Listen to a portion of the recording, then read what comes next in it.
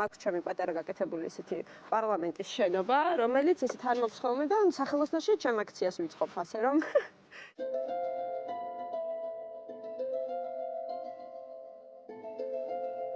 კი სახელოსნოში ვერ გავდიოდი, იმიტომ რომ გასაკეთებელი იყო საქმე, რომელზეც უბრალოდ ვერ გადავდებდი და ავიღე პარლამენტი და მე თვითონ გადავწყვიტე, რომ ეს პროცესი ჩემთვის იქ გამეცოცხლებინა. ასე რომ ეს იყო მხოლოდ უბრალოდ ჩემი ჟამინდელი მდგომარეობა, ჩემი დამოკიდებულება უბრალოდ პატარა ვიდეოში. რა ხდება დღეს? ხმამაღალმა და მკაფიო ხმამ, რომელმაც მოიცვა სრულიად საქართველო, ყოველდღიურად ეფინება დედაქალაქისა და სხვა ქალაქების ქუჩებს და დიდი ხანია გასცდა საზღვრებს. რა თქმა უნდა, შემოქმედებით ცხოვრებაში შემოაღწია. ხელნაკეთი ნამუშევრები გამოძახილია იმ რეალობის, რომელშიც ვცხოვრობთ. მცირე და საშუალო მეწარმეები საკუთარ სათქმელს აქციებში მონაწილეობასთან ერთად საკუთარი შემოქმედებითაც ამბობენ. რეალურად აქედანაც ვაწვდი ადამიანებს ხმას. ანუ მთავარი ახლა არის რომ ეს ხმა გაჟღერდეს, ხო? და რა ფორმით გაჟღერდება, სად გაჟღერდება, შენ რუსთაველზე იდგები კონკრეტულად თუ აბაშიძეზე არ აქვს მე მგონი არსებითი მნიშვნელობა. მთავარია რომ სიმართლე ისმის ყველგან. ძალიან ამაყი ვარ, ამიტომ ძალიან ბედნიერი, იმიტომ რომ ტელევიზორში ჩავთო და ყველა გინდა რომ გააზიარო, იმიტომ რომ ყველა ხმა ისმის, ტრიბუნა არ არის, მიკროფონი არ არის, მაგრამ ყველა ხმა სადღაც ისმის და ყველა ერთმანეთს უსმენს.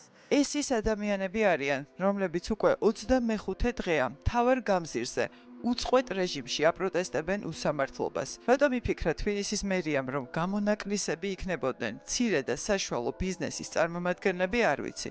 თუმცა ფაქტია, რომ ქეთი ნოზაძე ერთ-ერთია იმ უდიდესი სიიდან, რომელმაც უარი განაცხადა მერიის მიერ ორგანიზებულ საშობაო ბაზრობაზე მონაწილეობის მიღებაზე.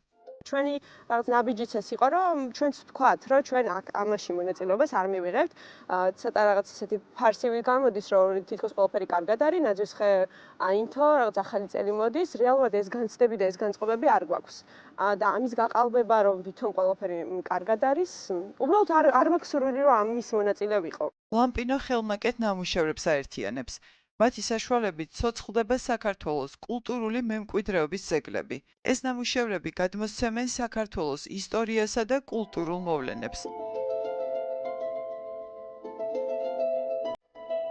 არქიტექტურა მეტყველია, ძალიან მეტყველია და აი ამის გადმოტანა ძალიან მომწონს. ასე რომ ისე დაალაგდა თავის თავად, რაც მე მიყვარდა, მომწონდა, ამას ვაკეთებ და თან ეს რაღაც მნიშვნელობაც აქვს, ხო, ამ ყველაფერს და სამომავლოდ რაღაც ინფორმაცია მაინც იქნება ადამიანებისთვის, რომ ასეთი კულტურა გვაქვს, მით უმეტეს ახლა ძალიან ებრძვიან ჩვენ კულტურას და მე მგონია რომ გავიტანთ ბოლომდე ჩვენსაც და ჩვენი კულტურაც შეუნარჩუნდება მომავალთან.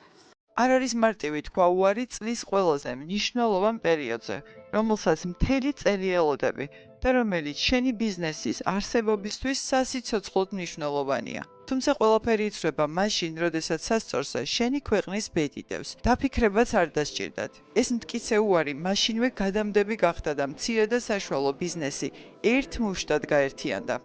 მათ შორის არიან როგორც ხელნაკეთი ნივთების შემქმნელები, ასევე კვების ობიექტები და საოჯახო მეურნეობები. სავარაუდოდ ეს ბაზრობა გაიმართებოდა იმ ადგილას, სადაც გუშინ წინ ერთი კვირის წინ ახალგაზრდებს სასტიკად გაუსწორდნენ. როდესაც ახალგაზრდებს ამ ფორმით უსწორდებიან, იქ შეუძლებელია საზეიმო განწყობის შექმნა და როდესაც ქვეყანას არ ეზეიმება, ბუნებრივია, არც ღვინის გაყიდვა არის მნიშვნელოვანი და არც სხვადასხვა ხელოვნური განწყობების შექმნა. გოცირიძის მეღვინეობა საოჯახო მცირე ბიზნესია. ვენახები კახეთში, სოფელ ართანესა და წინანდალში აქვთ. წელიწადში დაახლოებით 5000 ბოთლს ასხამენ, ყველანაირი დანამატების გარეშე.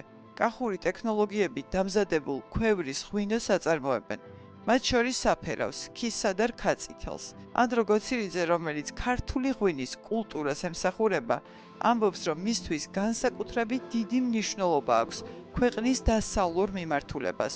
როგორც მისი პატარა ბიზნესის, ასევე ზოგადად ქართული ღვინის ადგილი განვითარებისა და წინსვლის თვალსაზრისით მხოლოდ ევროპაშია. ზოგადად ევროპულ ბაზრებზე შეღწევა ითვალისწინებს ხარისხის ზრდას, იმიტომ რომ რუსულ ბაზარზე მოიხსენებათ აბსოლუტურად ყველა ტიპის და ყველა ხარისხის ღვინო საღდება, უხეშად რომ ვთქვათ და ევროპული ბაზარი ჩვენთვის ნიშნავს კიდევ უფრო მაღალ პასუხისმგებლობას, ამიტომ ეს ევროინტეგრაცია ჩვენთვის მარტო რაღაც რისკი არ არის, ვთქვათ რომ რაღაც მოწოდება და დემოკრატია და ამ შემდეგ ბიზნესისთვისაც უაღრესად მნიშვნელოვანია, იმიტომ რომ ეს უზრუნველყოფს სტაბილურ განვითარებას, რისი საპირისპირო ზუსტად არის რუსული ბაზარი. უკიდურესი პოლიტიზირების გამო და საქართველოს მიმართ აი რუსეთის ამგვარი დამოკიდებულების გამო ქართული პროდუქციისთვის რუსული ბაზარი არის სახიფათო.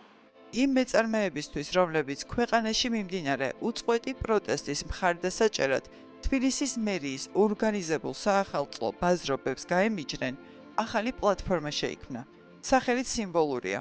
მეწარმეები ევროპული ახალი წლისთვის. 3 დღეში შექმნილ საიტზე 100 მცირე ბიზნესი მაშინვე დარეგისტრირდა. დღეს კი 500-ზე მეტ მეწარმეს აერთიანებს. მათ თანადგომასა და ერთიანობას საზოგადოებამ მხარდაჭერითვე უპასუხა და ისინი ცდილობენ საახალწლო საჩუქრები საყვარელი ადამიანებისთვის, სწორედ ამ ონლაინ პლატფორმიდან შეიძინონ. სოლიდარობას უცხადებენ მათ ერთობლივ პროტესტში მნიშვნელოვანი წვლილი შეტანისთვის. სწორედ ამიტომაც დედაენის ბარმა ადგილმა, რომლის კარიც პირველივე დღიდან ღიაა ყველასთვის, ვინც ევროპული მომავლისთვის იბრძვის, რამდენიმე მეწარმეს უსასყიდლოდ დაუთმო საკუთარი სივრცე. ყველაზე უფრო გამორჩეული ადგილი არის ბარი არის, რომელიც ყოველთვის ქვეყნის გვერდით იდგა და ყოველთვის სწორ პოზიციაზე იდგა და რაღაცნაირად მეამაყება ჩემი ბრენდის ამ სივრცეში გამოტანა. სტუდია ნარი 2 წლის წინ შეიქმნა. თამარმა მის მეგობართან ერთად მათი საოცნებო სივრცის შესაქმნელად უდიდესი შრომა და რესურსი ჩადო. მათი პროდუქციის გაყიდვების თითქმის მთელი ნაწილი სწორედ საახალწლო ბაზრობებს უკავშირდებოდა. შესაბამისად, მონაწილეობაზე უარის თქმა ნიშნავს უხელფასო დარჩენას, ფინანსურ ზარალს და წყალში გადაყრილ რამდენიმე თვიან დაუღალავ შრომას. თუმცა მათი გადაწყვეტილება მტკიცია და არჩევანი დიდი ხნის წინ გააკეთეს.